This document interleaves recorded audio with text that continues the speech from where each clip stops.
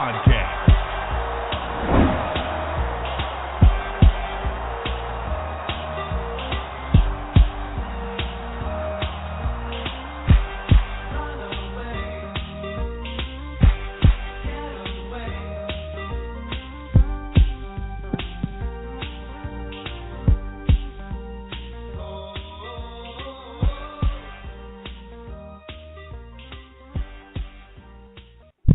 Eddie Lacy, Mike Daniels, Gilbert Brown, Don Barclay, Micah Hyde, your Green Bay Packers, yesterday's legends and today's superstars. From corporate or nonprofit events to private parties, add some spice, hire a Packers player from Mayfield Sports Marketing. For details, just go to PackersTalk.com and click on Player Appearances. Are you looking for some signed Packer memorabilia? Look no further than Waukesha Sports Card. If the Green Bay Packer can sign it, Waukesha Sports Cards has it. Check our website for upcoming Packer player and legend signings. Go to WaukeshaSportsCards.com. And what is up, everybody? It is time for another edition of Pulse of the Pack. I am Jason Perrone of Cheesehead TV, and I believe Jacob Westendorf is here in some capacity. I see him on the board, but I cannot hear him. Jacob, if you're out there, I can't hear you, and I'm assuming neither can anybody out in Packers land. So try giving us a call back, and let's get this show on the road, my friend. Nobody hosted like you do. But in the meantime, to fill the space here, before we begin the show, I want to give a big shout-out to our sponsors, Mayfield Sports Marketing. Mark Mayfield does such a fantastic job sponsoring the show. He's been with us for 3 seasons, going strong. And anytime you want to add some spice to a party, like our ad says at the very beginning of our show, by adding a Packers player to your party or event, keep Mayfield Sports Marketing in mind, and, of course, Waukesha Sports Cards as well. I think Jacob is back. Let's see if we can bring him on and make this a true pulse of the pack. I am Jacob, here. Are you with us? I am here. Can you hear me now, Jason? I can hear you now. I am going to absolutely love the introduction if we both did a full minute worth of content and both of them recorded at the same time. I do not believe, as soon as you said that you could see me and couldn't hear me, I stopped talking. So the good news for you is you have about 10 seconds of me yapping. But I didn't get to hear most of your intro, but as I mentioned in my little blurb, if you guys heard that, this show is the first of its kind since our reboot. It is not victory whatever day anymore. The Green Bay Packers lost in a game that it really is the worst kind of way to lose. You wait all day for Sunday Night Football. You're amped up to watch your team play, and then they just lay an egg. The last game I can remember quite like that was Green Bay was in New York a couple seasons ago, and they just got dominated by the New York Giants. I waited all day for Sunday night, as the song goes, and I watched the Packers lose 38-10 to the New York Giants in a game that really kind of resembled this one, in my opinion. None of the players looked particularly interested. Jason, you mentioned to me really right from the jump that running out of the tunnel, Aaron Rodgers didn't look right. And I remember thinking during that game against the Giants that Rodgers didn't look particularly interested in playing that game. Now, that's all theory and speculation, of course, but that's just what we saw. But before we get going on football, and we are going to break down that debacle that we saw on Sunday night against the Denver Broncos, there was a story that broke that we didn't really get to address, and that was the Milwaukee Journal-Sentinel coming out with a story on LaTroy Guion and his past domestic violence issues. Now, for those of you, the short version of this is LaTroy Guion struck a woman in the jaw once upon a time when he was playing with the Minnesota Vikings. The story came out and essentially rehashed the police report that surfaced around that time. Mike McCarthy called that article garbage, quote unquote, and said he was not going to address it because he thought it was garbage. And from there was a story that surfaced that Rob Davis, a person within the organization, was bullying, quote unquote, those are the words used, a reporter, and that reporter was Cohen. Cohen said that he went to shake his hand and that Rob Davis said, quote, "I don't know you and I don't want to know you," and kind of gave him a lot of guff for writing the story. Now, that's kind of the short version of the story, and I don't have a whole lot of time to break the whole thing down. But, Jason, you said you had some thoughts on the whole thing. Essentially, my thoughts on it is that, you know, a lot of people are like, should they cut LaTroy Guion? And my theory on that is the Packers had to have known these things about him when they signed him the first time. And if they didn't, then that's irresponsible by them for a lot of reasons. They're not going to cut him now because this surfaced, and it's clear that they are 100% behind LaTroy Guion. Now, whether that's right or wrong is up for debate. Jason, what are your thoughts on the whole Mike Cohen, Milwaukee Journal-Sentinel bullying and the Green Bay Packers?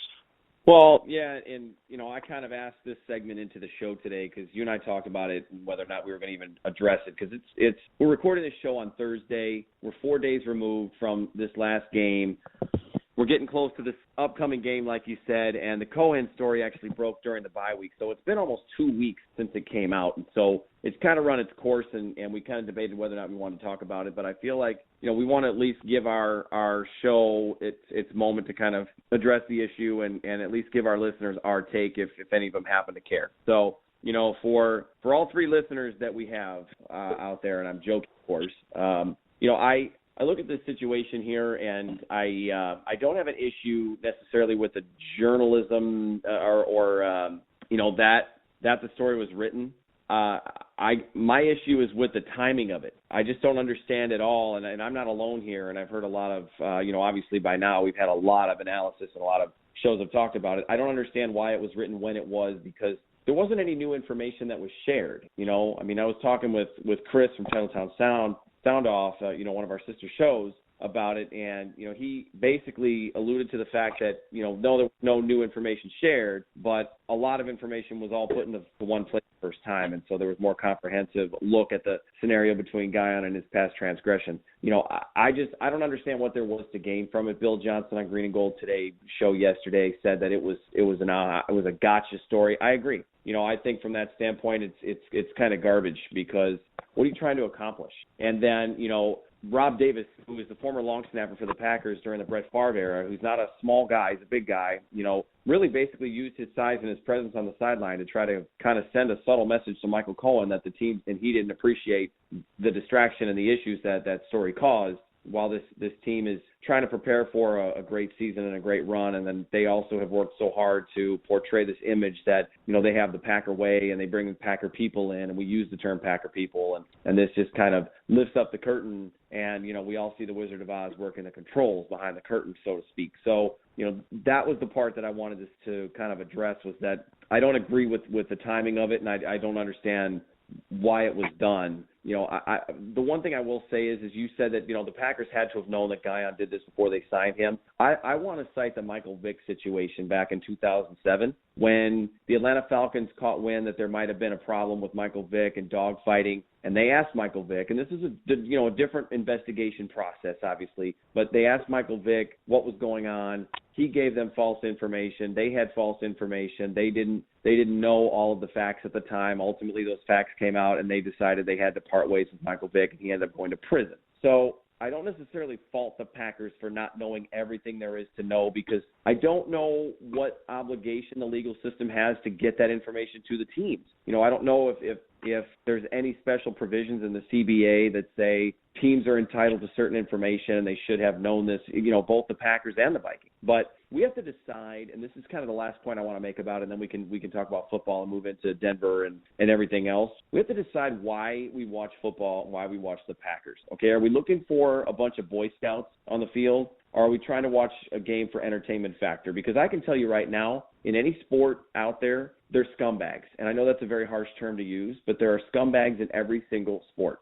We don't know these guys as people. We don't know LeBron James as a person. We don't know Derek Jeter as a person. There are all sorts of things about these guys we love on the field. They do all the great things. They do all the great PR. We don't know Aaron Rodgers as a person. I am sure there's somebody who's had a personal interaction with Aaron Rodgers over the past couple of years who probably thinks he's a jerk. I mean, we just don't know what these guys are like. And I'm not saying Aaron Rodgers is truly a person, but we have to kind of decide here, do we want to rage on with the debate of the Packers need to release Guion because he did this?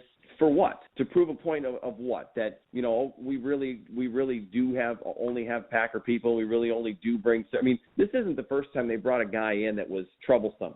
And, another good example of a player that, when you don't know a guy, because during his career, both on and off the field, he was reveled as a veteran and somebody who was good with the community and a great part of the game and was possibly going to be a Hall of Fame player, may still, I don't know, is Darren Sharper. So, we don't know these guys as people, but are we here to run a Boy Scout camp, or are we here to watch these guys play football? I'm not saying it's okay to treat women that way and be abusive, but that's just kind of my question I want to leave everybody with is why do we watch the game? And ultimately, LaTroy Guion is a football player for the Green Bay Packers for 3 hours on Sundays. He's allowed to be on the field because the NFL says he's allowed to be on the field. He's already served his time for something else completely unrelated to this. This just casts further, negative light on him. I didn't understand the timing, and that was it. Just wanted to get that out there. Back to football.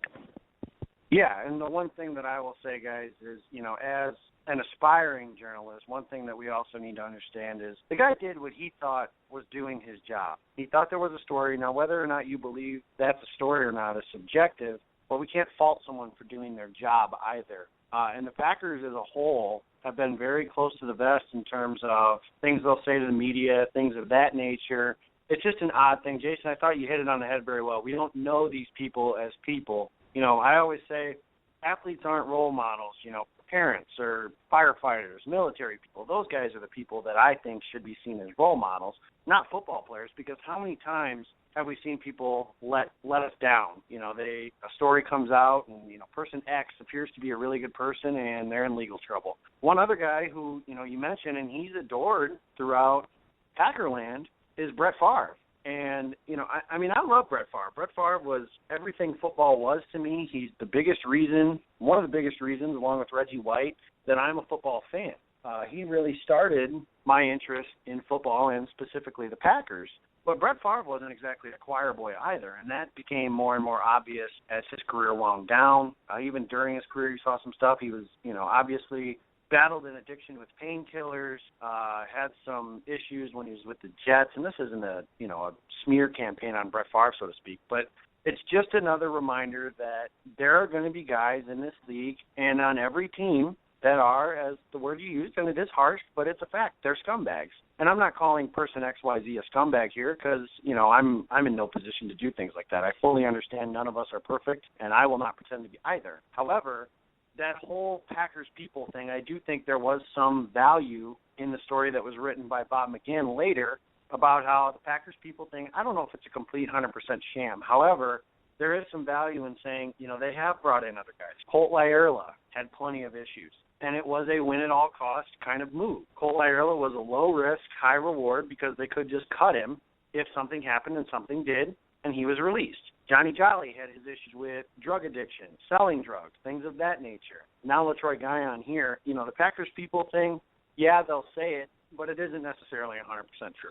But as you stated, this is a football show, and we want to get back to football. Wanted to address that just in case you guys cared about our take on that situation at all.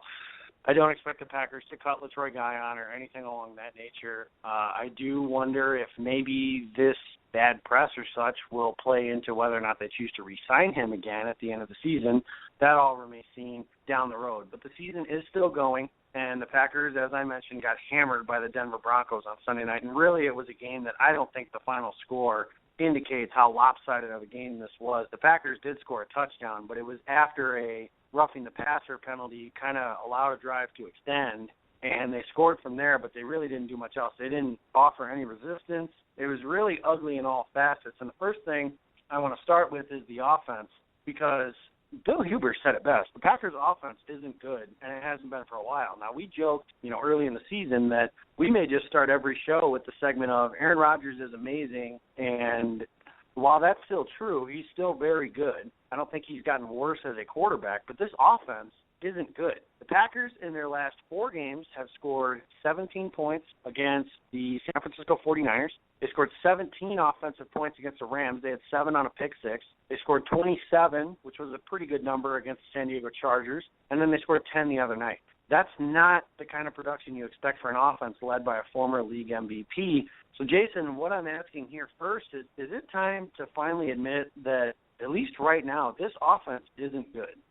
I wouldn't go that far. I don't mean to sound like I'm drinking the Kool-Aid, because they've still won 6 games out of 7. So their defense has played maybe above its capabilities and what we expected before the season started. But the offense, they've only gotten 7 points on defense this year. So all the points they've scored this season have virtually come from the offense, whether it was 17 or 30 or however many. At the end of the game, all that matters is that you have one more point on the scoreboard than the opponent. So, no, it's not the same brand of offense that we're used to seeing with the fireworks and the shot plays and Jordy Nelson streaking down the field and Randall Cobb with massive runs after the catch and Devontae Adams like he had in the Dallas playoff game. But they're still finding ways to win games, and it's convenient for everyone to harp on the offense after a terrible showing that they had on Sunday, and which led to their first loss, coming off of a bye week. It's just, we're not used to seeing that from the Packers. We're not used to seeing them come out as unprepared as they were. And, I'm gonna kind of go blue here for a second, because the word I use to describe the way the offense played, and frankly the entire team played on Sunday night, is dog shit. And you're not going to hear me say that too often, but I throw that term out there because they played badly on the field and they looked like they could have cared less. Like you said, Jacob, earlier in the show, very disinterested in playing a game. Not all 22 guys were there to accomplish the same goal, and that's really disappointing coming off of a bye week when you're already undefeated and this team has got some special capabilities and some special things on the horizon if they do the right things. But, they've got to make some tweaks, obviously, and they've got to make some changes. I wouldn't say the offense is bad, but, we're running out of excuses here, because they got Devontae Adams back. Lacey's still playing. He's got the bum ankle, which is obviously affecting him, but he had a couple nice runs against Denver that we haven't seen for a few weeks in games that they've won. So, Nelson's gone. But what else is the excuse? Because it's the same offensive line that was dominating last year. They're not this season. Richard Rodgers is 1 year smarter. He's not effective at all at the tight end position. But they got production there last year, and you can't tell me Andrew Borles is the missed piece. So, there's really not a lot of excuses, other than if you really want to try to tell me Ty Montgomery swapping out Devontae Adams was a huge step back. And I think they're just not getting production from the bottom of the depth chart at wide receiver either. But no, it's not good. I should say it's not great. I would stop just short of saying that it's not good, because again, Aaron Rodgers runs the offense, and anytime 12's behind center, team's got a chance to win. I agree with that to a point. One thing I will say is I was watching some stuff from past seasons and such, and things that the Packers have really just gotten away from. It almost looks like they're trying to run this vertical passing attack, but they don't have the vertical guy. And the vertical guy, of course, is Jordy Nelson. And you mentioned Devontae Adams. He only had 2 catches, I think, if that. He wasn't exactly effective in his return. And I do want to give some credit to the Denver defense. I feel like that's been lost in the shuffle here with, obviously the storyline is Aaron Rodgers threw for under 100 yards passing, which almost never happens. But, Denver's defense is very good, and I do want to give them some credit. However, I've seen lesser defenses control the Packers' offense for the most part. Now, one thing I would like to see when Ty Montgomery comes back, and he did practice today in limited fashion, I'd like to see some more diverse personnel. And what I mean by that is the Packers run with 3 receivers, a tight end, and a running back almost exclusively. One of the things Mike McCarthy was constantly praised for early in his tenure as the Packers coach is the formation diversity, different things that they did. Now it really looks like just this guy's over here, there's 2 guys on this side, 2 guys on the other side, a running back's behind me. Sometimes we'll spread them out a little bit and throw the running back out there, which I honestly do think that's a waste of a spot to split Eddie Lacy or James Starks out. If you want to do something like that, I feel like that you'd be better served going 4 wide or even 5 wide with an empty backfield when everyone is healthy, if they want to do something like that. Now, one thing I want to see, like I said, is more formation diversity, and I do think that one thing that will do that is putting Ty Montgomery on the field, leaving Eddie Lacy in the backfield, and taking Richard Rodgers off of the field. And this isn't a Richard Rodgers smear campaign. I'm not trying to make him the scapegoat for the offensive struggles. However, they're asking Richard Rodgers to be strong. You're smearing everybody all over the show tonight, man. Brett Favre, Richard Rodgers, it's the smear show. I kid, I joke. Yeah, just wait till we get to the defensive portion of the show, too. But they're asking Richard Rodgers to do things he shouldn't be asked to do. Richard Rodgers is not going to beat man-to-man coverage. He's not fast. He doesn't play faster than his combine speed, which is something that was said to be possible. He is what he is. He's a good zone beater. He'll sit in the zone. He'll get you some tough yards, and he'll be a big body in the red zone that'll help you there. That's what he is. The Packers need to start beating man-to-man coverage. And in order to do that, you're going to need more speed on the field. I really think if they can throw Cobb and Montgomery in the slots on each side, I think that's a more effective way to use that. I could be wrong. I'm certainly not Mike McCarthy. I'm not Tom Clements. I'm not some offensive guru. However, I do think there are some things that I can see, and you can just logically think. I mean, Denver didn't have to come out of their base defense to guard the Packers, and that, frankly, is a little embarrassing with a passing attack because they used to get nickeled and dimed. I'm using that expression, but it really was true. The other teams would have to play nickel or dime, and they'd get out of their base, and they could run against that. Now they can't even do that because Denver could keep their base defense on the field because a linebacker can run with Richard Rodgers. Ty Montgomery is faster. He's athletic. He's had good hands for the most part so far in the season. And I think that there are some things they can do that will allow them to free up Montgomery, Randall Cobb. I really think that there's a lot of benefits across the way. Now, I don't want to say that Devontae Adams hasn't lived up to his billing because Sunday's game was only the second game he started and finished completely healthy. So far this season, Devontae Adams has 10 catches and no touchdowns. That's not something I expected. However, when I am told all offseason by anybody that's willing to talk at Packers Hall there at 1265 Lombardi Avenue that this guy is a star, and star means star production. And they were saying those things before Jordy Nelson went down. As soon as Nelson went down for the season, they needed star production, this guy, because they were replacing a superstar wide receiver with him. Devontae Adams needs to get going. Now, I'll still give him some time to do that. However, he really is the guy that has to go because you know what you're going to get from Randall Cobb for the most part. You know that James Jones, all he does is catch touchdowns is a joke on the show, but it's starting to become really a real thing. That's really the effect that he had on the team. He had one catch the other night. It was a goofy ball spot because they said he gave up forward progress, which I'm not so sure that he did. But, whatever. That wasn't going to be the difference in the game one way or the other. But James Jones is not going to run by people. He's going to surprise people. He's going to catch some underneath passes, and he's going to score touchdowns when we get into the red zone.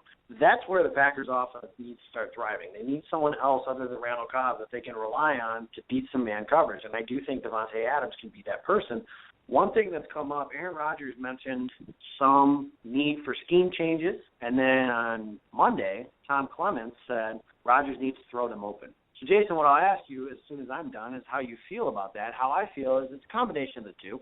I feel like that there are times where, and I saw it during the Bears game, which was the first game of the season, where the Packers offense really was reliant on, hey, Aaron, go make something happen. And I said it during that game that is not a reliable way to do offense. And you saw why on Sunday, because teams are going to focus on that. They're going to try and keep Rodgers in the pocket. Well, Rodgers can't make plays happen with his legs if there's nowhere to escape. I feel like there needs to be more routes over the middle of the field, which I feel like there weren't a whole lot of. Receivers do need to get open. However, Aaron Rodgers does also need to understand that a receiver doesn't have to have 5 feet of separation to be an open receiver. There are some plays where I feel like a receiver is relatively open, that Rodgers needs to just throw the ball in there. So I feel like it's a combination of the two. Not only does Rodgers need to throw people open, but the receivers also need to get a little more separation and start beating some people. Jason, what do you say on the wide receivers need to get open / Aaron Rodgers needs to throw them open debate? I think it's true. I think you kind of hit on a lot of the points that are most valid. I mean, Aaron Rodgers is who he is, and zebras, it's the old saying, zebras don't change their stripes. So, as good of a quarterback as he is and as smart as he is and as much as he practices and prepares and obviously makes changes at the line of scrimmage, and, he's obviously able to adapt in game. We've seen him adapt, and make changes when needed. For him to change his outlook, that's a tough thing to do in the middle of a season. So, I think your point about what is open is important for Rodgers to keep in mind, and I think he's going to probably have to start, if he doesn't already have confidence in his receivers, and I know that he does, but if he doesn't have enough, or if more confidence is needed here in order for him to start making some plays and giving the Packers a chance to make some plays, then he's going to have to start throwing some balls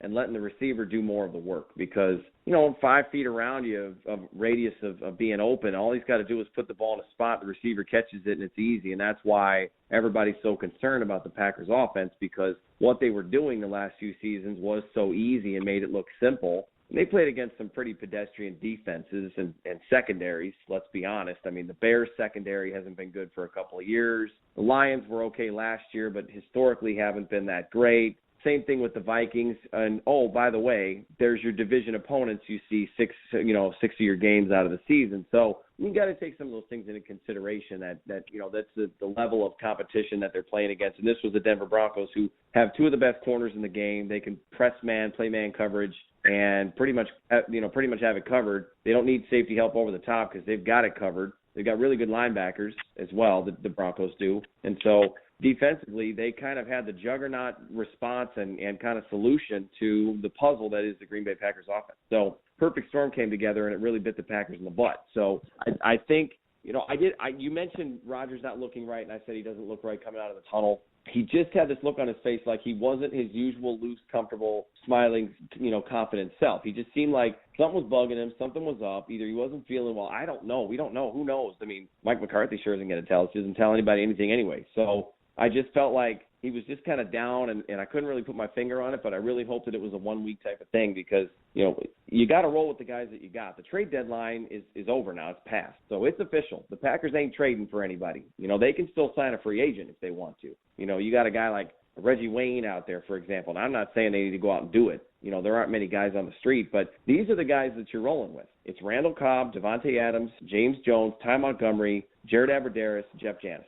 Those are your wide receivers, and that's who it's going to be from now to the end of the season. You can throw Richard Rodgers in there and Andrew Corliss when he comes back if he's available to play. So Rodgers has to figure it out. He's got to get comfortable with those guys, and I think that's the biggest thing. Now, that's maybe easier said than done, but, Rodgers seems to have this, a formula for when he considers a guy having had a good week in practice, and having earned the ball going his way during a game. Well, that's fine when you have Jordy Nelson, Greg Jennings, Donald Driver, Randall Cobb, James Jones as your wideouts. But you got to have a new normal in terms of what a good week of practice was from a rookie and a young guy like a Montgomery or a Janis. The whole Janis thing, I'm not even gonna get into it. I mean, he's already proven to me that he's never going to be a huge part of this offense because he just can't seem to get pieces of it. But do I think that he may be worthy of a couple more looks and a couple more touches a game? Absolutely, because he's got speed.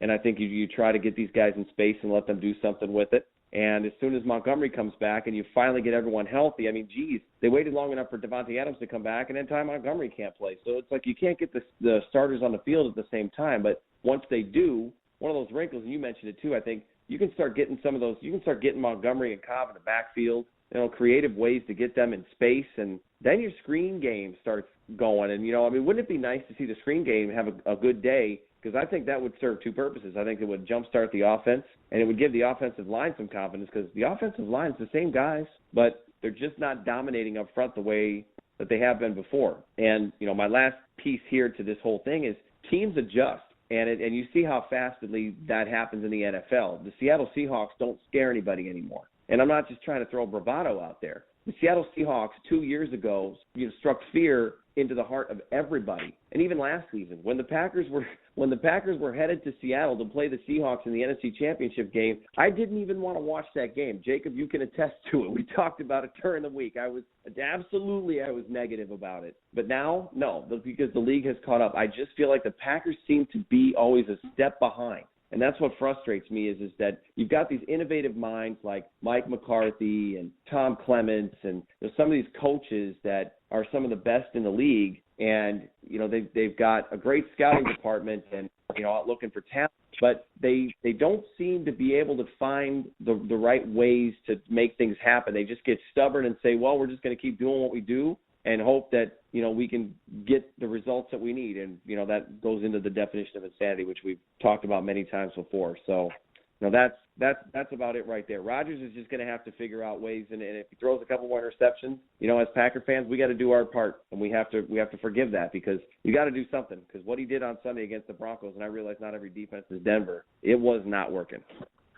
No, and, I got two things I want to touch on before we move on to the defense, which, believe me, there's plenty of material there as well to complain about if you want to use those terms.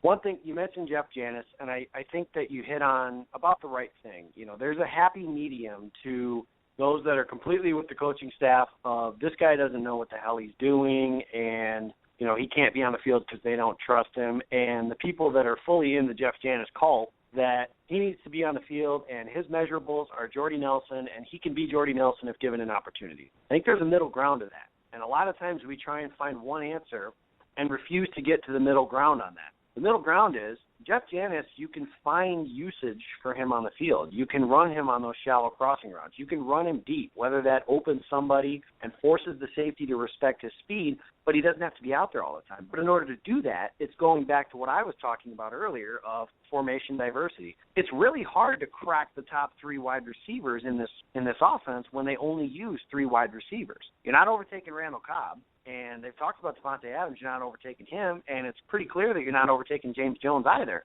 So the only way to do this, to get him on the field and give him some opportunity, is more diverse personnel, more people rotating in and out, more formations, those kinds of things. And I think maybe I'm being just faithful by a fault here, but I think that the Packers are going to have to figure out a way, and I think they will figure out a way to do that because it's not like they don't know how, because they've done it before. Mike McCarthy was one of the best formation coaches in all of football, and I still think that he can be, and I think that they can get that scheme into the offense.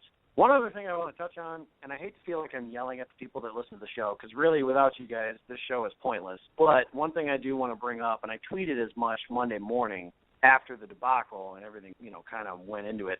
Why does Brett Favre have to come up every time the Packers lose a game with Aaron Rodgers?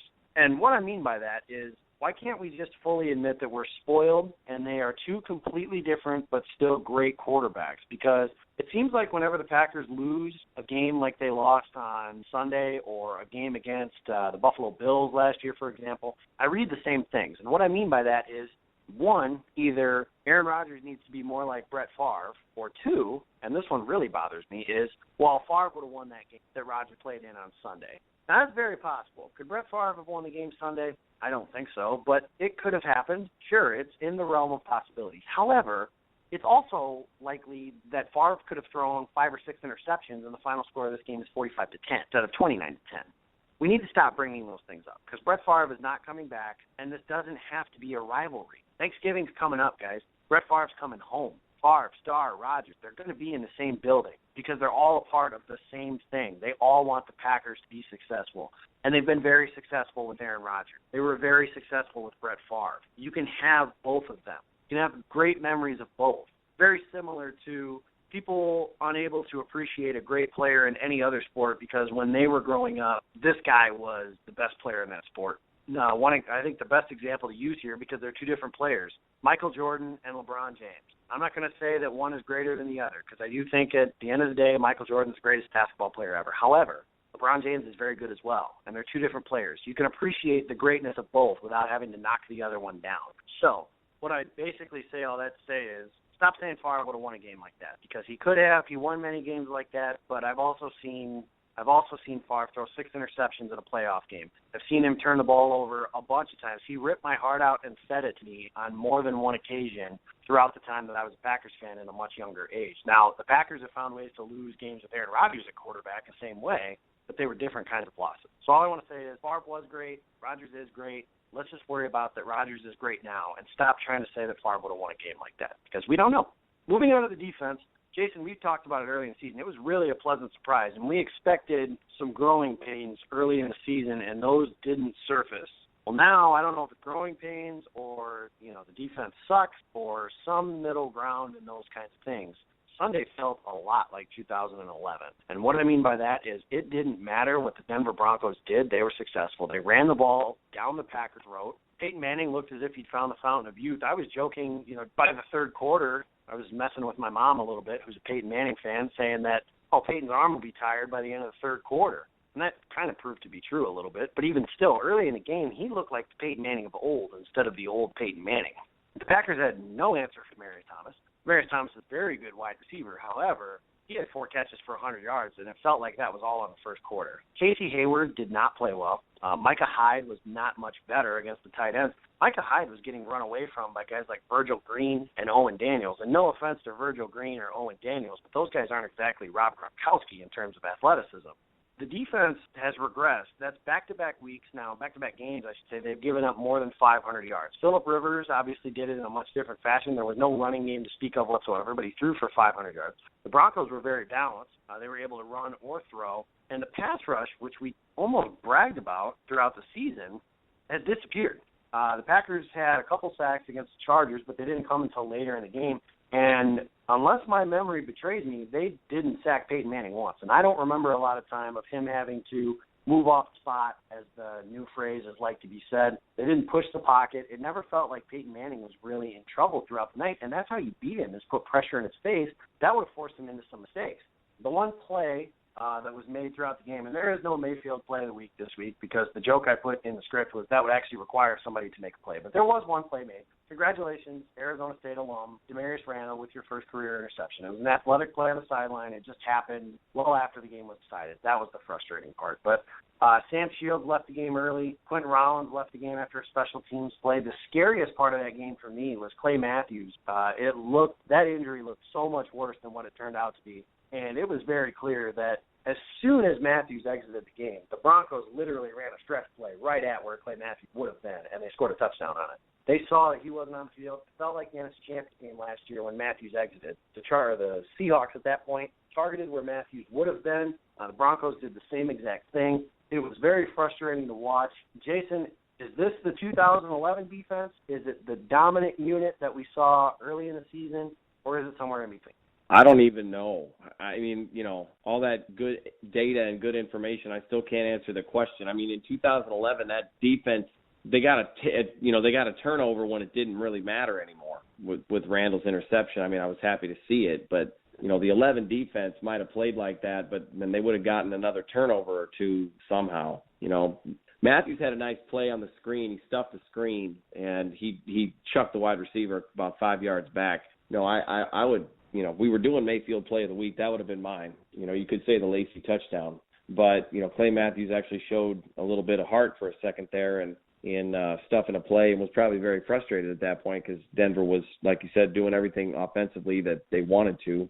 And I don't know. The only thing I can say is that if you want a silver lining is that, well, okay, it was 2 straight AFC opponents that are unfamiliar to Green Bay, and they're 2 very good quarterbacks in Phillip Rivers and Peyton Manning. Then maybe what'll cure this defensive ails that they've had in terms of the yardage that they've been giving up is some of these lesser quarterbacks, which the way that he's been playing, unfortunately, is not going to be this week. Cam Newton does not fall into the lesser quarterback category, at least the way he's playing right now. So I think that they're missing tackles again. They're reverting back to some of the fundamental problems that they've had the last couple of years. They had some injuries. Sam Shields went out. Quentin Rollins went out. I mean, yeah, Shields is a big piece of the defense, but is he a lifeblood to where it's gutting if he's not in there? Like when Aaron Rodgers got hurt in 2013, he broke his collarbone. I mean, the team was very affected by it emotionally and talent-wise. I mean, did Sam Shields really make that much of a difference? I doubt it. So, Denver's offense, it just seems like whatever the Packers are supposed to be able to do because of a weakness on the other side of the ball, they're just not doing. Against the Chargers, they were supposed to have all these sacks on Phillip Rivers because they had 3 starting offensive linemen out. Well, they didn't even get to Rivers until the fourth quarter, and they finally did, and they sealed the victory. Peyton Manning, they didn't sack him at all. I mean, Clay Matthews shoved at him once and didn't even get him on the ground. I mean, I don't think Peyton Manning's jersey ever touched the grass, with the exception maybe of the pregame warm-ups when he was stretching on his back. I mean, that was not a good showing on either side of the ball. And unfortunately, this is a kind of the perfect storm. I mean, we used to, fans, and we're harping on, well, why can't the offense and defense play a great game at the same time? Seems like it's either one or the other. Well, they won the first 6 games with that formula, and then they had the perfect storm of both of the sides of the ball not playing well, and they ended up losing their first game of the season. So I think the rookies are going to continue to get better. If Rollins is okay and can continue to play, because it was a neck injury, and, fortunately it wasn't a bad neck injury, and so he's not going to miss a whole lot of time. I'd be surprised if he plays this week, though. Those aren't anything to mess with.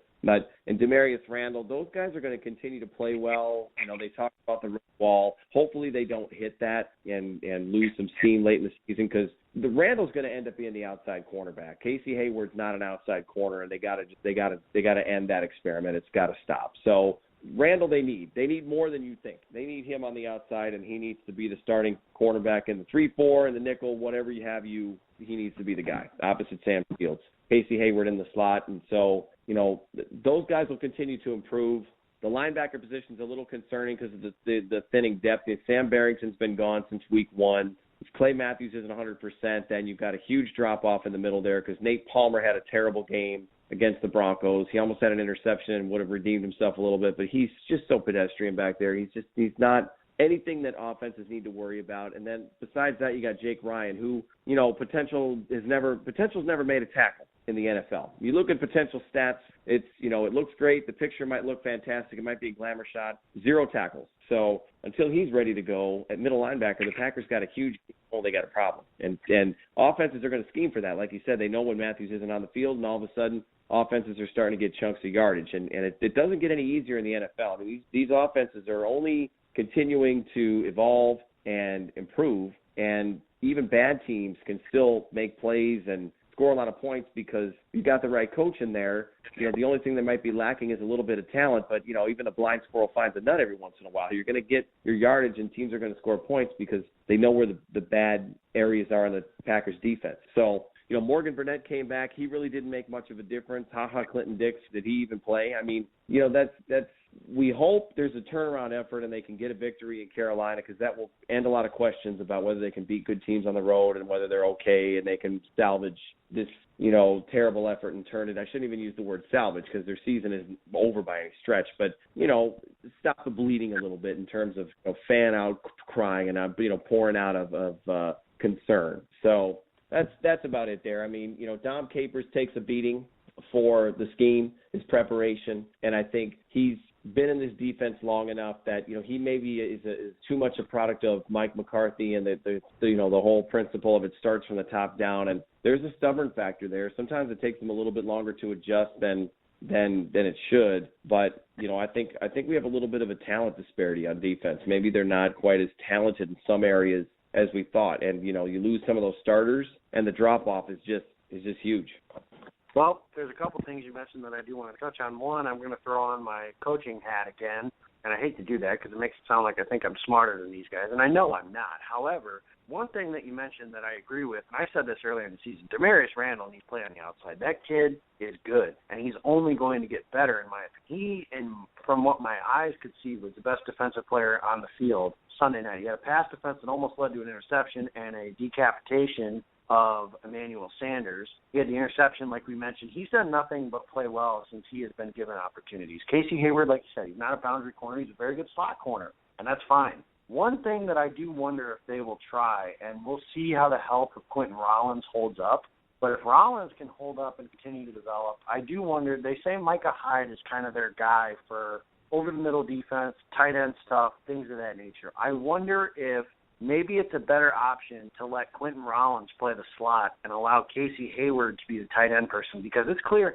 Micah Hyde is a good football player. He does a lot of things well, doesn't do anything great. He's a sound tackler. He's good around the line of scrimmage, but he's just not quick enough to run with some of these guys. And like I said, I mean, Virgil Green is not Rob Gronkowski. Owen Daniels is not Jimmy Graham. He just didn't play well. And he has, some of the struggles that he has, there are some things he shouldn't be asked to do.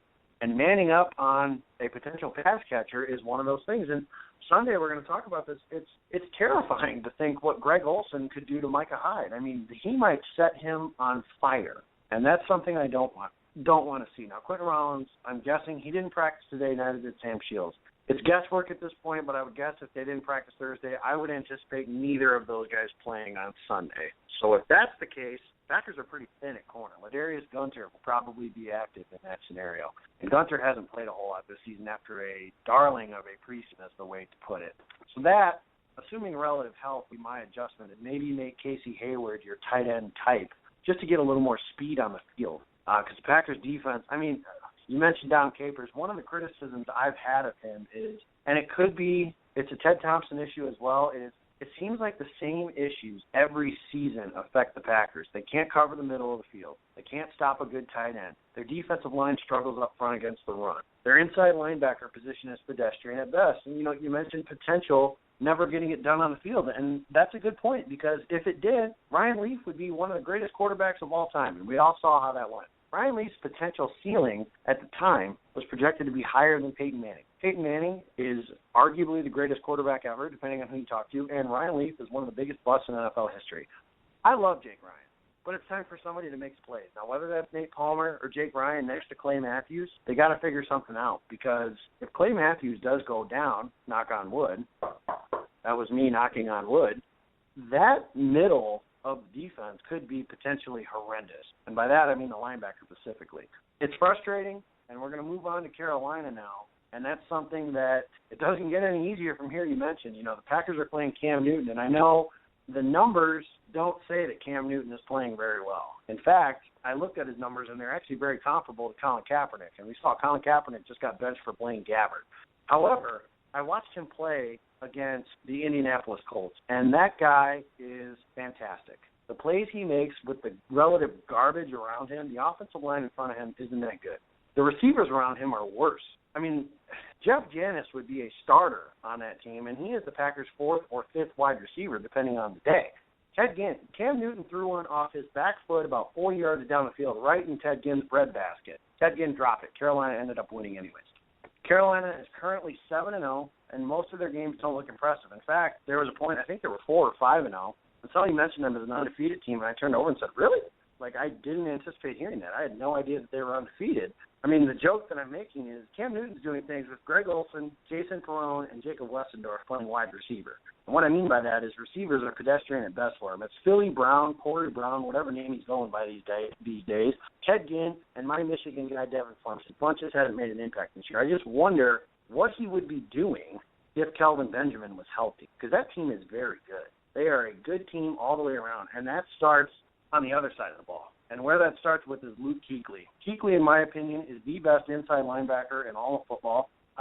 They force teams to struggle around the ball, which is something the Packers have struggled with anyways, which will make them one-handed. Josh Norman has emerged as one of the top corners in all of football. There are some other things around them that they're susceptible to, but for the most part, they've covered it very well. Jason, where do you start with this Carolina team? There's so many things. It just seems like they match up with the Packers very well. What scares you the most about them?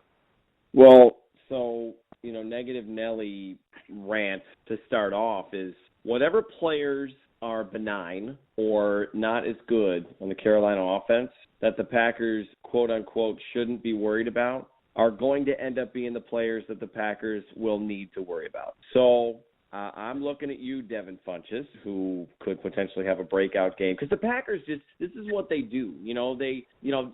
Maybe they limit Cam, but all of a sudden, they should cover Greg Olsen. They should make sure that he doesn't beat them and take him away and scheme for him, because he's the best passing, threat that the Panthers have. And somehow he's still going to catch 10 balls for 150 yards.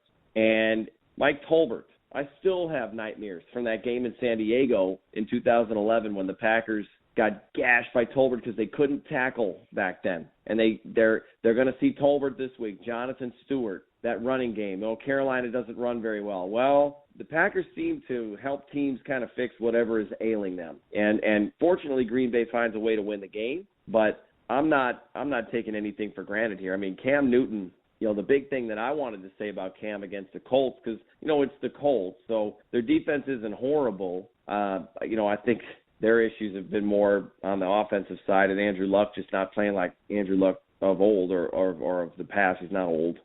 Is just how much fun he looked like he was having, how loose he is. I mean, we looked at Aaron Rodgers coming out of that tunnel. That was not the Aaron Rodgers we're used to seeing. I mean, if you it looked so eerily weird to me to see him, kind of his demeanor, that I almost wanted somebody to take a blood sample and just make sure that it wasn't his doppelganger, because that just didn't seem like Aaron Rodgers to me. But Cam Newton on Monday night just having so much fun, and that game was not in hand. I mean, they were driving to try to tie the game, take the lead. They lost the lead in overtime, and he had to drive them down to to get the winning score, but he's still having fun and he's playing loose, and they're going to be at home and that crowd's going to be on their side. They're still undefeated. They're playing with a lot of confidence. They saw what Denver did to the Packers. They're not going to be intimidated in the slightest coming into this game. Josh Norman is playing out of his mind. So here's another situation where you probably got a cornerback here who's going to man up on, I would assume it would be Devontae Adams on the outside. I don't see them moving him into the slot to cover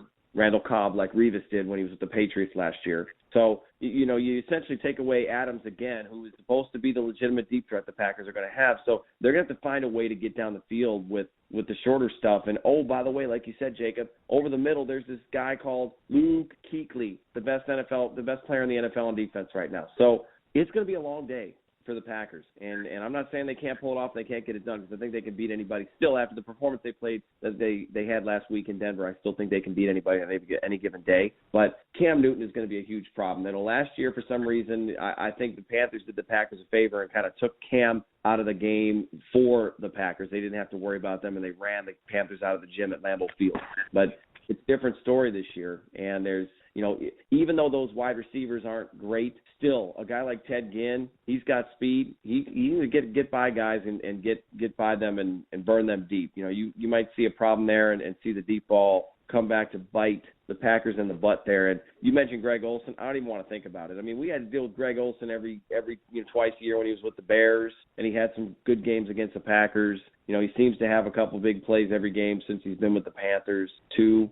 Micah Hyde is not good in coverage, so I don't know what the scoop is going to be or the story is. I mean, I don't know if you got to assign Ha or Morgan Burnett one-on-one to cover Olsen just because you got to make sure you put a body on him. But this is a tall task for the Packers this weekend, and we haven't gotten to our picks yet, and I don't want to tip it, but not an easy game to predict and not an easy game to pick this week at all.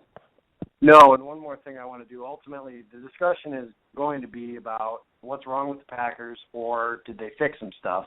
The passing game hasn't been good recently, and the running game hasn't been much better. We've talked about the offensive line struggles, some things that we feel like we could do to cure these things. One thing that I do find kind of funny, though, we have a running joke here at PackersTalk.net, She Said TV, that kind of stuff. We call it play calling guy. And what that is somebody who complains about the play calling.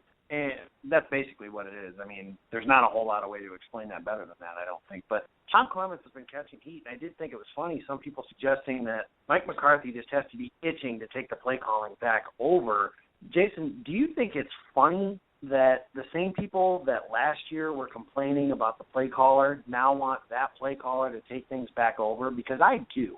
And the reason I think it's funny is I don't think it's the play calling or the plays that are being called in the huddle, or no huddle, whatever, that are the problem. I think it's, one, a lack of execution, and two, I think it's a poor scheme. The Packers have run some things that I don't think are very beneficial to the personnel that they have. I've mentioned that before. I just think it's kind of funny that, we're talking now about how last year Mike McCarthy absolutely had to give up the play calling because he was a terrible play caller, and there's no way that he should be calling plays for this team ever again. Do you think that it's funny that people want McCarthy to call plays, or are you one of those people that wants McCarthy to call the plays back, and that it's justified that Tom Clements has been getting the heat that he has? No, it's ridiculous. It's just, some people just need something to complain about. It doesn't matter whether it's legitimate or not. They just want to complain. They want to blame something. They want to, make it sound like someone screwed up, and that's the only reason why things didn't work out in their favor. It's impossible that our beloved Green Bay Packers got outplayed and possibly got beaten. They just made mistakes internally, and so maybe they need to go back to having Mike McCarthy calling the plays, and it's the old, okay, I guess it was better to have McCarthy calling the plays after all. But come on. I mean, they're going to turn around as soon as he makes one bad call and he gives the ball to Kuhn at the 1-yard line and he gets stuffed on a fourth down and they lose a game before they're, outside lynch mob with torches in hand outside McCarthy's home in Green Bay. So, no, I mean, it's one game. They're still 6-1. I'm not trying to say, hey, everything will be A-okay this week. They may end up getting run out of the gym this week and blown out against the Panthers. I wouldn't count that out. That's not how I see it, but it certainly is possible the way the Panthers are playing on both sides of the ball, weapons or no weapons. So, no, I mean, this is an offense and a coaching staff and a scheme that obviously works. And the Packers have just kind of chosen their route. Ted Thompson likes to put young guys in there, let them make plays, and develop them and try to turn them into superstars. And he's not going to go out there and sign the big-name free agent. So Aaron Rodgers just said, they found a way to make it work. They made it work for 6 games. They had some injuries. I still can't understand how you come in off of a bye week and after 2 weeks of preparation and lay an egg like they did in Denver. But let's see how this week plays out, and let's see how things go. Because what are you going to say then if you're that guy, your play calling guy, and all of a sudden the Packers put up over 30 points and they win a game in Carolina? You're going to change your tune that quickly? That's called a knee-jerk reaction, and then you kind of discredit yourself. And so then in that case, play calling guy, it's funny now. It's funnier then. Absolutely funnier then. And it's kind of funnier now because it's really a vicious circle here, but it's funnier now because, like I said, the people that wanted McCarthy to give up the play calling are now wanting him to take it back, because it's not like he's just going to hand the play calling from Tom Clements to Edgar Bennett. If Mike McCarthy takes play calling responsibility away from Tom Clements, it's going to be because he's calling the plays now.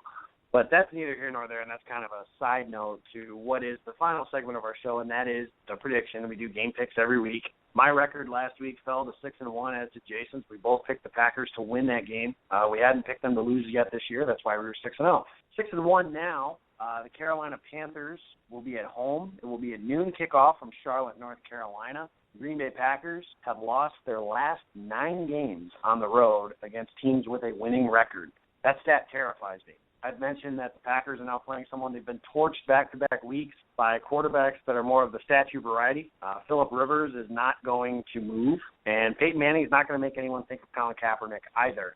The Packers are facing a mobile quarterback this week that's not going to throw the ball into the turf like Colin Kaepernick did. Cam Newton is very good. He's very capable of making plays with his legs and also capable of making plays with his arm. That scares the crap out of me. Offensively, like I mentioned, until I see it, this Packers offense isn't good. And they haven't been for about a month. That's a trend. It's a trend that can be reversed, but it is still a trend at the moment. Now, as I say this, they'll probably score 45 points and win the game somehow. But last year, the Packers beat this team 38-17.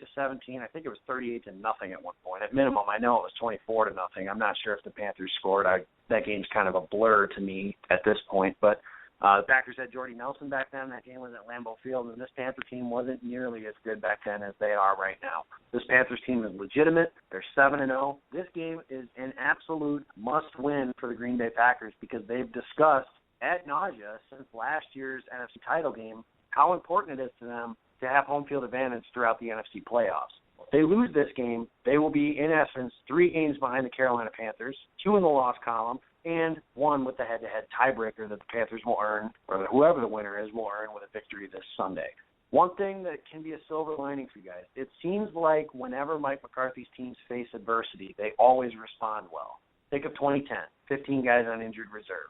2011, the adverse situation is getting everybody's best effort, so on and so forth. 2013, Rodgers breaks his collarbone. Some good luck breaks their way, but the Packers still win the division that year. McCarthy's teams typically play well when their backs are against the wall, to use that old adage. However, all of the trends that I mentioned are not going in their favor right now. That's the only one that seems to be going in their favor at the moment. Packers haven't been good on offense. Carolina is good on defense. The Packers haven't been good on defense, and Carolina's offense has improved. Earlier in the week, if we had done this show on a Monday, I probably would have picked the Panthers to blow the Packers out. I've calmed down a little bit since Sunday night's result. I think the Packers will put up a fight, but ultimately I don't see them winning this game. I see Carolina winning 27-21. I think it'll be a close game, down the wire, and Packers' offense is unable to make a play at the end of the game. Carolina's defense shuts the door. They moved to 8-0 and 3 games ahead of the Packers as they're sent spiraling into a stretch of 4 straight division games. They will play home against Detroit, at Minnesota, Thanksgiving against the Bears at home, and the following Thursday they will play at Detroit. And we'll talk about all those games that come up. Jason, the joke I had is you have the Panthers winning this game 54-0 or something like that. Of course, I think I'm joking, but am I? I think Luke Kuechly wears number. Is he number 59? That would be number 59, Luke Kuechly, yes. 59-0, Carolina. Then no. I'm going to sound like a broken record here, Jacob, because we have kind of similar concepts in our picks this week. Mine, and actually I screwed up. I was gonna bring a sound clip to play to kind of illustrate my pick, and you'll see this possibly if you take a gander at our picks column on Cheesehead TV in the next day or two, as we do every week. So I picked the Packers last week over the Broncos, 31-30. I thought it would be kind of a shootout-like game. I mean, those aren't huge numbers, but, over 30 points. And obviously that did not happen at all. So my perfect record picking games this year is over. My dream of going 16-0 is ended. And so now I'm just going to go for broke. And I'm going to quote George W. Bush and say, there's an old saying in Texas, fool me once, shame on you. Fool me, I can't get fooled again. For those of you who are J. Cole fans, you know that line very well. It's in one of his current songs that's out. I'm taking the Panthers in this game because I need the Packers to show me something before I'm going to pick them again. That offense, like I said earlier, I'm not going to say it's not good, but it definitely is not great, and it's nowhere near where it needs to be. It's nowhere near where it should be. And after what I saw last week in Denver and the effort that this team put forth, I can't put my name behind them a second week in a row until they prove me wrong and they show me that they're worthy. So they're my team. I'd never give up on them. I support them, but I'm giving them a little tough love this week. I have 31-23 Panthers. It's a road game.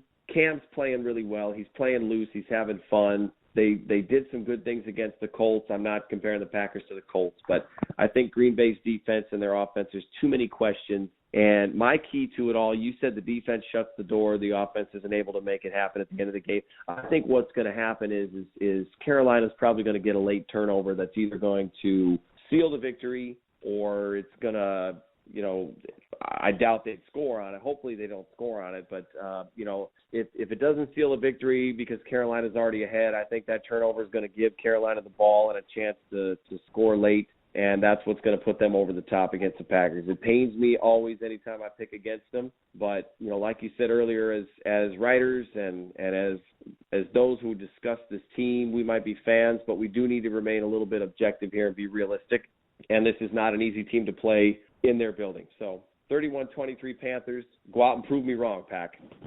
There you go. Jason has a 31-23. I have it 27-21. We both like the Carolina Panthers to get to 8-0 this week. And hope like hell we're wrong, because that gives you guys something to make fun of us for too. So that's that's what we want ultimately. Anyways, the more you make fun of us, that means we're probably wrong about something that we were negative about. So that's a good thing in this case. That's going to do it for today's show, though. Be sure to check out PackersTalk.com for all your latest Packers news and podcasts. You can follow the show on Twitter. We are at Pulse of the Pack. You can follow me at Jacob Westendorf. You can follow Jason at Jason Perone. Send us questions, comments, concerns. Send us tweets at 3:30 after the Packers win, and be sure to make fun of us and let us know we doubted the Packers and we shouldn't have. All that good kind of stuff there too. I want to thank our sponsors. Jason mentioned them in the intro, so I don't need to go through that, I don't think. But I want to thank them for all that they do for us at our little network here. Check out Cheesehead TV. Those will have game picks, different articles, things of that nature, all kinds of compelling content there, all Packers related. And there's a lot of stuff there that you guys, I'm sure, will enjoy. Tell your friends about us, too. You can subscribe to the show on iTunes. We ask that you give us a rating. We prefer a good rating if you think the show is actually good. That'll help us with all kinds of things in the future so we can do more for you. And that's ultimately what this is about. We care about our listeners. We want you guys to have the best show possible to listen to. Until then, Packers, noon against the Carolina Panthers, 7-0 against 6-1. It's an NFC showdown that could determine home field advantage throughout the playoffs, the big game. Get up, get excited. Let us know that we were wrong if the Packers win this game. Thank you, as always, for listening to Pulse of the Pack.